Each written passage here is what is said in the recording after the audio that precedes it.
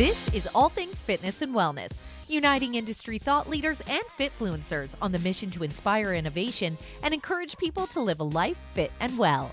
Brought to you by British Columbia Personal Training Institute. Learn how to train, gain, and retain clients. Visit bcpti.ca.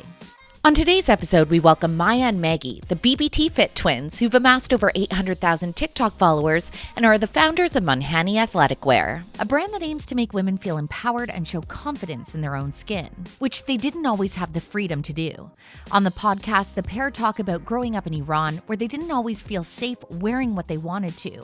In fact, one of them was arrested at the age of just 16 years old for wearing tights. In this episode, they share their powerful story about moving to Canada and how the gym became the place that provided a sense of belonging and ultimately led to a career path where they would inspire and empower women to build strength and confidence at the gym. Before we get to it, be sure to hit like and subscribe. We have new podcast episodes weekly, plus we're continuing our gym and wellness haven tours throughout the Pacific Northwest. This is ATFW. Both of you grew up in Iran, so tell me a little bit about growing up there, particularly as a woman. What were your rights when you were growing up, or your experience? Yeah, I think a lot of things were normal back then that shouldn't have been normal. Now that we look back, because we never lived anywhere else. So when you were born and raised in a country where everybody does the same thing, you just find that normal, and it's like, okay, it's what everybody else does. And then when you move somewhere else, you're like, wait a minute, like that's not how it should be. Like, what? That's wrong. So it's like back then, I would think the rights we had was enough for women's right. But when we moved here, we're like, women actually don't have much right in Iran. Like, you're not. I loved Iran. Iranian people are amazing people, but because we have such a strict government where you don't feel safe going outside wearing the things you want to wear, you need to be careful on the things you put on. And if it's something that they don't like, you basically will get arrested. And I remember when I was 16, I got arrested because I was wearing tight, but also I had this long I was pretty good covered up, but they said, why are you wearing tights? And I was only 16. And it was really terrifying because they basically took you in and then they put you in a van or whatever, and they like were taken to the police office. And I'm like, I'm only 16. What? It's very stressful being a woman in Iran and being able to like pursue the things you love. Like, for example, I love fashion and I always wanted to do fashion, but my parents knew there is no opportunity for me in Iran because there's no such a thing as fashion. So we had to move here because we wanted to have a brighter future. And I'm so glad we did. And there's so many talented women out like in Iran. They're so smart, they're so talented, but it's just not much opportunity in Iran to get to the places you want to be. I feel like there is, but they're just so limited to, the norms. They're like, okay, so the norm is for me to go to school. And again, like I can't do any arts or fashion school. It has to be like, I have to become a doctor or I have to become whatever. Like it can be anything with something that I'm passionate about. It can be, I just have to go to school, get a job. Even getting a job in Iran for women, it's like, it's hard because they just most of them don't even have a job. They stay home wives. Like that's their life. They go to school, maybe get a degree, or maybe just get married and stay home and do whatever. But honestly, when we came here, then we were like, whoa. So we were actually shocked. Like life is not just about like going to high school and then graduating from university and marrying some guy and having kids. Like there are more to life. Women here can do whatever they want. They can get to the places that no man might get to. And I found that super inspiring and being powerful and like strong. Like it's not so common in Iran. You have to be naive, you have to be depending on your husband, and it's like such a big thing in Iran. Where I came here, I was like, I don't want to be that. I don't want to depend on no man. I want to make my own money. I want to have equal right as a man does too. So it was a big change for us when we moved here in a better way. Definitely. Very good way. Well, and I think that you emphasize some really good points there on the fact that women are very intelligent. Iranian women have tons of potential. It literally is this societal pressure that is put on by a government. And the people themselves are beautiful, intelligent, wonderful individuals that literally are living in a society that has limited them. And I really think it's important to make that differential, especially here in Western culture, where sometimes people don't do their own research, or they broad brush, or they exhibit high levels of racist ideals because they have not taken the time to engage in a conversation and have full understanding that it's not a matter that people don't want to live a different way, or it could be a matter that they don't know a different reality may exist for them. Exactly. Very it's true. Like when you're born and raised in that environment, you don't know anything else. That's where you were born and raised. Like, how would I know more if I haven't gone to different countries or seen more? So it's like people need to do their own research and not only just depend on news and what they hear, but more to just go talk to people and like talk to Iranian people, like learn about them, the culture. There's so much within the culture where I think we have a really strong old culture, which I love. And I always want to keep that way. But the people are amazing. It's always the government. Yeah. And also another thing is like being careful of not generalizing a certain things. Like there's so many news, especially nowadays out there, you see all these like, you know, really horrifying videos of people killing, like Iranian government killing the Iranian people. It's like, it's so important to keep in mind that we're not the same. At least the government is not the same as its people. Yeah. And sometimes, I get it. It's hard to form that thing in your mind and be like, hey, let's not get these things mixed up because you've never been there and you've never seen any of it. But it's good to be mindful. Again, do your own research. Like, don't just follow whatever that everyone's doing. That's another important thing. 1,000%. Now, for the two of you then, how did your family decide to move to Canada? And what age were you at when you did make that big leap? We moved here because my aunt lived in Canada and my mom always wanted to come here because she was like, you guys want to have a bright future and it's not here, so we have to move. I was in high school. I was, I think, 16 years old when I moved here, and Maggie was 14. Yeah. And so how was that move for you? Because especially at that age, it's really difficult. Like any 16-year-old isn't really sure who they are as a person. And then that's a really massive cultural shift for you to come to a new country. It was crazy because when I moved here, I was literally in high school, and like not even like the beginning of high school, but like the end of it. So everybody already had their own group of friends. And there was like popular kids, not popular kids, and like the people who just came here. And it's like, people become so rude and like mean to each other because they just like, oh, you're not part of us, so you cannot hang out with us, or you're not welcome. I feel like high school here needs to be more kind to each other because like you never know where people came from, you never know their background. So I feel like because I was in such a, I don't know, not a great environment in high school, we decided to go to the gym, and I feel like that's how we started working out because we just needed a little skip from reality and what is happening, and that was our like safe space.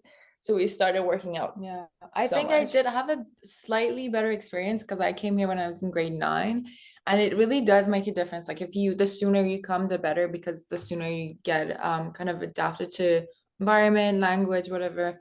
But I did have a better experience in Maya, I would say, because then by the end of like last year, I was able to find my own group, like kind of have my own experiences. But again, like I feel like just something sets you apart. Like if you're not born and raised here, especially in high school, it is such a big deal. They're like, oh, she's like, fuck this, that, like and then when you're a kid, that stuff really does hurt. And then you're like, oh, maybe I am different. Maybe like something is wrong with me. But I feel like our sort of strategy to deal with that was to get away. Like during lunchtime, we would go instead of like going to hang out with people, we'd go like to the gym and work out because we didn't have anything else to do. So we would gym, and then we did that for 2 years, and then more girls started to like realize, oh, they're working out constantly, like they have nice bodies, like I want to look like that. And keep in mind, like there was no girls back in that gym, like there's no other girls other than it was me like a long time ago too. It was like 7 years ago. Maybe it wasn't as common for girls to like go to the gym, and like where it's male dominant, it's all guys working out, and then a girl goes and like just lift weight. It's like, no. Yeah, and we would lift really That's heavy not too. So that's normal. another thing that they would, all the guys would be like, oh my God, what is going on? Yeah. So And I feel like that could be uncomfortable for many young girls who haven't started working out, or they just want to figure out how to do things. It's really uncomfortable to just go into the gym. It's like, oh, I'm gonna work out, and they're probably gonna think people are gonna judge them, even though they don't. Oh yeah, it's just all in your head. Yeah, and then I remember there was this one girl who came like during lunchtime when we were working out. This one girl came up to us and was like, can you guys share your workout videos? Like, I would love to know what you do. I would love to do what you're doing. And then we're like, oh, wait a minute, that would be fun. Like, let's just make an Instagram account and share it there. So it kind of started from there, the whole sharing on Instagram, getting followers, and we got really good feedback from it for about 2 years, and then we stopped doing it for some and then we stopped because we just kind of didn't know what we wanted. We're like, I'm not sure what it is. I'm not sure what I'm putting out. And then when I was going to college, I was like, you know what, let's do it right. How we started was because we wanted to empower younger women to go to the gym, be confident, don't be scared, and just, I know it's a male dominant space, but women are more than welcome to be there as well too. Women are strong, they can lift a lot. So I was like, let's just put that out there, like us failing, us lifting heavy, just like showing the real gym rats and how it's really done. So and it's been amazing. It's like, I love the journey. We have learned so much from the gym, from the people, from the community. So I'm so thankful that we decided to like go to the gym instead of doing other things in high school. Isn't it funny when we look back at those moments in life and you made that decision? Really, you were looking for a sense of belonging in this whole new life that you're building. And now on the flip side of that, it has paved the path for both of you to have this tremendous pillar of success. Exactly. It's crazy. It's like just one decision you make and then that can change your whole life. It's crazy. Yeah, I remember thinking when we started gymming, I remember thinking, oh, I need to fit in. Let's find a way to fit in. Let's look good. I think that's the best way to fit in. But then after a while, like after a few years, we're more than fitting in. We're kind of standing out now because people are coming up to us and asking, oh, what do I do? I want to look like you.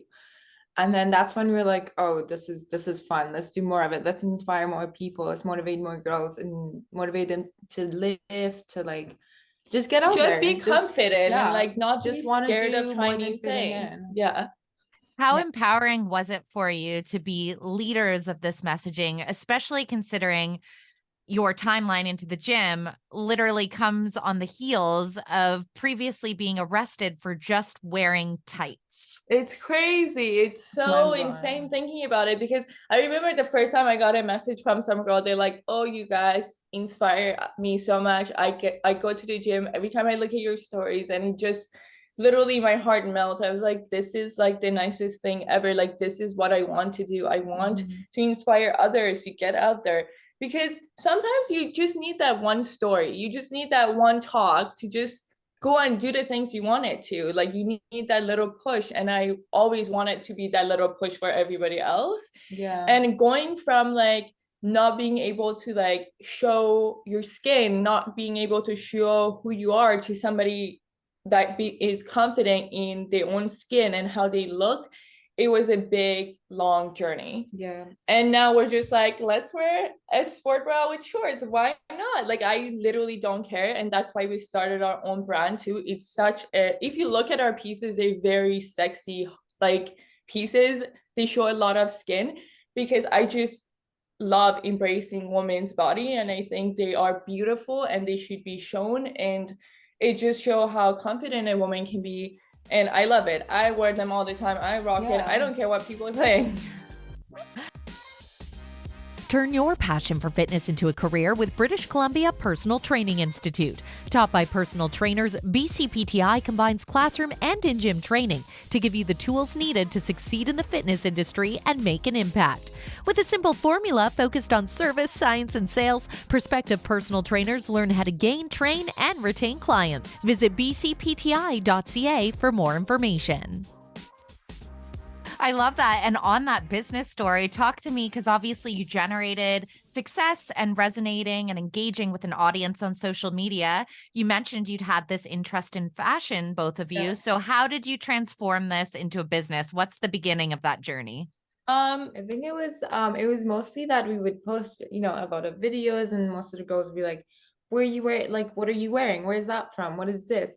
And then we would tell them where it's from, but it obviously would be like, oh, it'd be nice if it was our thing. And then the fact that we never liked any of the, we liked some of them, but they were never comfortable enough, or it was never the right thing. There was always, it's like not being too nice or not being too comfortable. And then we're like, you know what, let's just make our very first perfect joggers. Like, we needed a perfect fitting joggers, and we're like, okay, let's make that. And then so we made it, and then it did so well, and then we started just making so honestly many more it's things. just because I studied fashion design too in college, so I always I learned a lot, and I learned how to pattern rig, I learned how to sew, and then we started working on secondhand pieces and turning them to upcycle them to new things. And then pandemic happened, then people weren't so into using secondhand. It's like, oh no, bacteria, I don't know where this is used. So we really had to rethink of what we wanted to do. And one day we're just sitting at home, all the gyms are closed, nothing, we can't go to the gym, so we have to work out at home. We don't want to wear our pajamas, and then we also don't want to wear our plasticky leggings, just doesn't feel right. So we're like, you know what, I'm just gonna come up with a functional cotton-based joggers where I feel comfortable sitting on my couch, but also then go and work out if I feel like it. So that's why the whole Monhnny, the brand, started, because we wanted comfortable and also functional. And it really turned to something big. I didn't ever expect it to be this big. I never wanted. Yeah, it was just when I started going to fashion school, I was like, I'm just going to work for Lululemon, 9 to 5. But I guess that didn't work out. Well, talk to me a little bit about when you started to see that momentum and success, because these stories are so inspiring for other people to hear. You literally were solving a problem that you were experiencing with the clothing that you had, and as well, you had this sense of style that you weren't seeing in the market. Exactly. But obviously, when you first start a business, it was our very first business. We had no idea what we were doing. We just knew Maya knows how to design. That's all we knew how to do. And then so we had to build everything from the start, even to making a business email. I'm sure you have your everything. You need to build everything. Marketing. You have to market. It's not just about the product. Of course, you need a perfect product. Oh yeah. But how do I market this not even the product? first step. That's half a step. Yeah. To people, how do I get people to see this product? So we had to learn and fail a lot to get to this place. We're still learning. We're just in the beginning, and we're still wanting to grow. We want to be the second, better than Lululemon. That's the plan. But sexier Lululemon. Sexier Lululemon, for sure. But it was, I feel like people seem to always what brands put out there.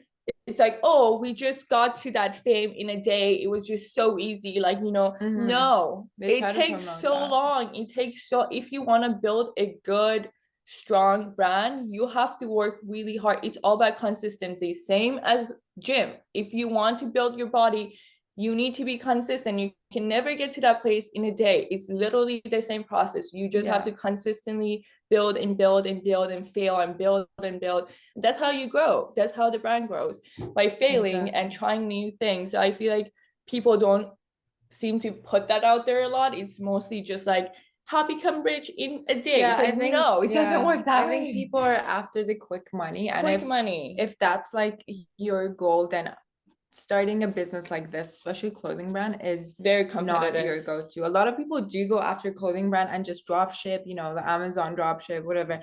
That might work out for you if you have many followers, and if you're spending lots of money on ads, whatever, it could work out.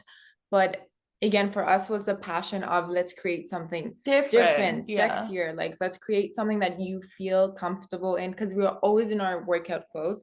Like, we do everything. Like, we go shopping, walk the dog, go to meetings, like everything in Monhnny. So we're like, it needs to be comfortable. And I feel like because I always wanted to make it different, even as a designer, so I wanted to keep everything here in Vancouver. So we literally design, make clothes here in Vancouver, and I always wanted to build, I don't know, like a community. It's like I feel like Vancouver, Canada is not doing any more local production, and it's all now in China. And I feel like when pandemic happened, it's like, oh, there is a delay to every production, everything's delaying. But we didn't have that problem because everything was made in Vancouver. Like, it was easy. It would have taken a month. You can actually go look at the products as they are made. And I feel like you're making so much job for like these immigrant women, because they mostly immigrant women who can sew amazing. So we started working with this immigrant sewers, and I was like, this is fun. Like, I really enjoy this, but it was a factory we were working with. So it wasn't our own thing. We would just work with a factory. And a few months ago, I met these two sewers that they just immigrated from Iran, and she has 2 kids, but she has like this language barrier where she can't find jobs, but she's amazing sewers. I was like, do you want to work for us? Like, do you want to sew our bras? Like, we need a sewer. Would you like to sew our bras? You can spend time with your family and also just make some money. And then from there, we started meeting more like Iranian ladies who just immigrated here and need a job. Yeah. And now we started our own production factory where we're making clothes for like local brands. So we're doing a lot of private labels right now too, which is fun. So yeah, it's like going with the flow, and it's like seeing where I feel like the doors just open. Yeah. Like, once you're in like the right path, you're after the right things, the doors kind of just open for you, and then you just go after them. Yeah. Obviously, your tenacity has everything to do with your success, but it's literally giving me chills as you're talking about it, because I know from both of you that it all stems from such an incredible purpose as well. I know everything that you've said that you stand for is something you truly believe and also have lived, and now are doing your part to rise and create a platform for women to express themselves and celebrate their bodies, and know that it is okay to put ourselves out there in whatever fashion and use your voice. And I just have so much respect for the both of you, because as you say, it's really easy. And a lot of times we always hear about people's success stories, or it would be very easy to look at both of the amazing job you've done on your TikTok platform and go, holy shit, they have 800,000 followers. Well, they just can do whatever. And they don't see all the steps that took you to get there. And so like, fucking right. Kudos to both of you, because it is truly amazing, because I know it's not always easy on those days to push through when adversity sets up in your way. Oh yeah, that's so Yeah. true. Thank you. Yeah, I love talking about it, and I feel like we need to talk about it more, because there's just purpose to everything we do, and I just want to get that out there, that if you are a woman sitting in your house, you're like, I'm tired of doing 9 to 5 job. I want to pursue what I want to do, but I'm scared. Don't be. I mean, it is scary. You don't know what's going to happen, but if you don't try it, you will never know. So it's like, not scarier than working 9 to 5. Exactly. It's not as scary than working 9 to 5. Like, if you don't like your job, we've tried working in so many places, and every time we're like, listen, like, I can't do this. I got fired 3 times because they said I gave them so much attitude, because I just don't want to be there. I don't want to work there. So it's like they knew that I need to leave. So that was good. There was one day we're like, you know what? I don't think it's not our thing. Like, we just can't go through with it. Yeah. And that's fine. Some people aren't meant to do that. Exactly. But I think my one kind of advice would be to other women would be just start it. Just honestly, whatever idea that you have, instead of waiting for it to be perfect, waiting for the right people to come across, you have everything, just start it, and you'll meet the right people on your way there, and you learn the things that you need to learn on the way there. The later you start, the harder it's going to be, right? Exactly. So that's the one thing I would tell. It's never going to be perfect. It's never going to be perfect. If you overthink it, you will never going to start anything. You just have to start, and you learn, and you make mistakes, and that's fine. And again, don't fall for the, oh, this happened overnight. Yeah. But, oh, I have this many followers, that's why I'm this. So yeah. Don't compare yourself. I feel like that I need to tell myself all the time, do not compare yourself to somebody else's success, because it's just they're in that time of their life. You're not yet, but you're gonna get there. It's just gonna take time. Exactly. Well, and we know the only way to get there is literally showing up every day. It's the same for your gym results. It's the same for your business. You can apply it to any element of life. Exactly. I know that you were really candid about your business journey, that there were some failings and learnings along the way. And I think it's really important to highlight those so people understand that it's not always an overnight success. So what were kind of your biggest setbacks on the journey that you were able to overcome? I would say when we started, I just didn't know who we're going for. Like, who's this person I'm selling this product to? And it was really hard for me to figure out how, because you need to have a niche, a market that you're selling to. And if you don't know who this person is, you will never succeed. So it was a big journey of trying to figure out, who am I selling it to? What is the price point then should be? Then what is the material has to be? And like knowing all these little things to know who you're selling to is really important in any type of business you do. And also I feel like we had this budget. It was so hard for me. I'm not a really good like number person, just putting it out there. So it was so hard for me to figure out how to budget things. And we spent too much money on a marketing company that it didn't do anything for us. And we lost a ton of money. So that was like a setback. And we're like, oh, we don't have now enough money to put in a products to like make more products. So it was like a big challenge of figuring out how we're going to get the money and how we're going to make more products. And those challenges help us actually learn more and like grow more in the future. If I didn't have those mistakes or setbacks, I wouldn't probably be able to be the place I am right now. Very true. I think another thing to watch out for when you just start your business is for scams, and not necessarily scams with people who are like, oh, I can help you make this much money overnight, or I can take care of your marketing, pay me like 5K a month. It's so easy to do that when you're new because you're like, oh, okay, maybe that's what everyone else is doing. But then no, you just need to know that you can do those things on your own organically and keep your money till you can. Like honestly, save as much as you can. You don't want to waste anything on extra stuff, like, you know, extra unnecessary marketing, like be on some magazine, on Vogue magazine, when you still don't have enough money to pay for the price. Like maybe don't do that. Maybe you focus on the product first. Speaking from a little experience there, eh? Oh yeah, we did definitely. It just, you get to that thing, you're like, oh, everybody's on Vogue now, I need to be on Vogue. It's like just that pure pressure that you're like, oh, I have to be like everybody else. But it's like, no, you don't. You can be different, and that's why people appreciate being different and not copy pasting literally everything's that out there. Exactly. And working with influencers is the hard one. I would say that's where I learned the most.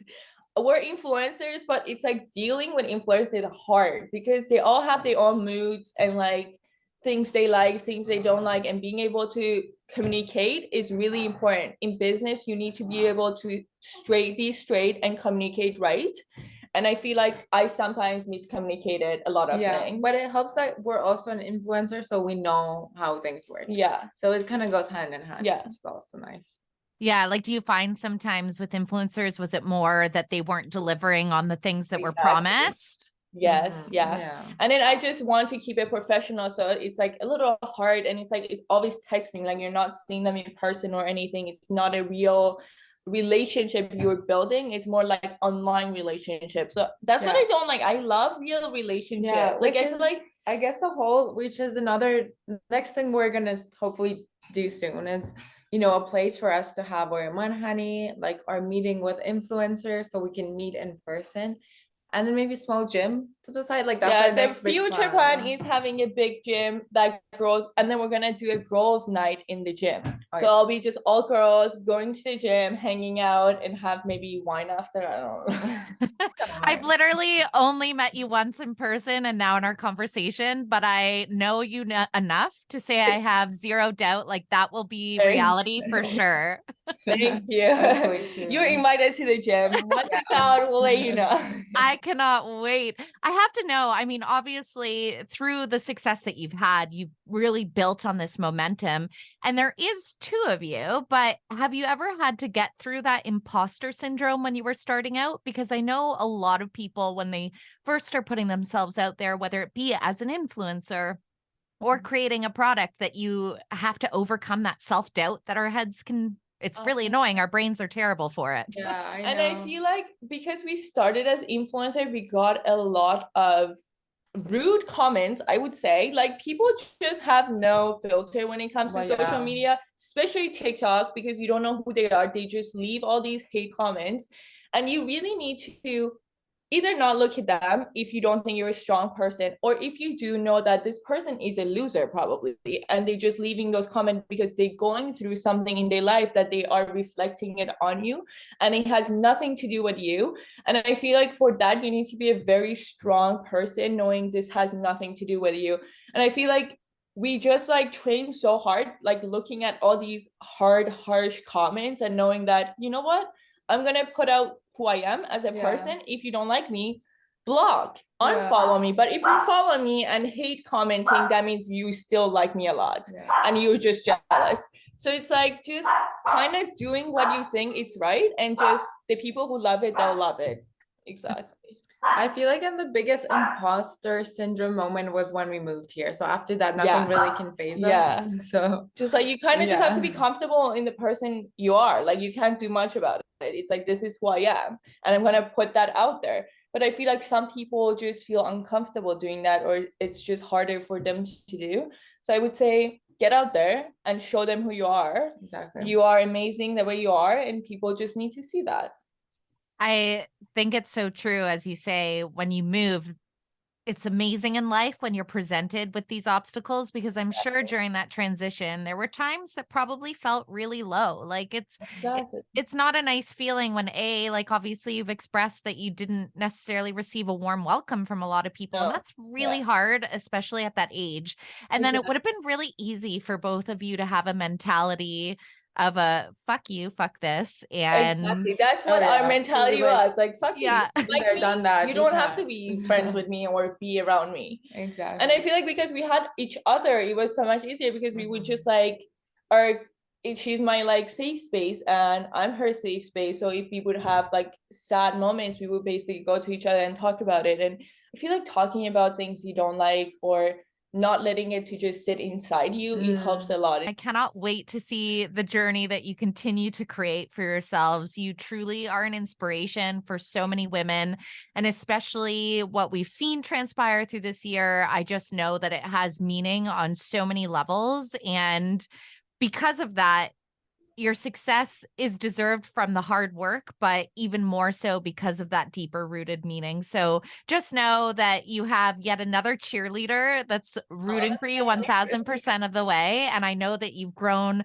this incredible community that's behind you as well. And it's exactly as you say, in those early days after the move where it felt like no one was on your side, and from truly showing up and being yourselves, you've cultivated this incredible community for yourselves. So amazing story. I can't wait to see where you go. Before I leave you, I would love to just hear if you have a favorite mantra or a quote that you live by, because I always like to end mine with a little nugget of wisdom.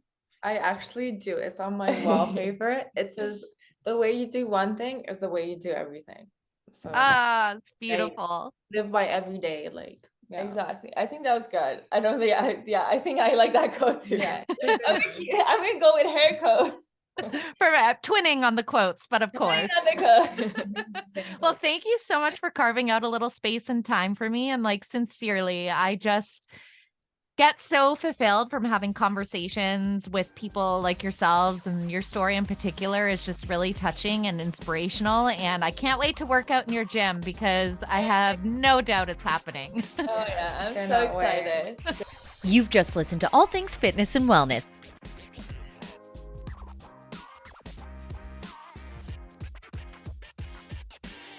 Don't forget to hit like and subscribe so you never miss out on hearing from industry thought leaders and influencers. We are on a mission to help everyone live a life fit and well.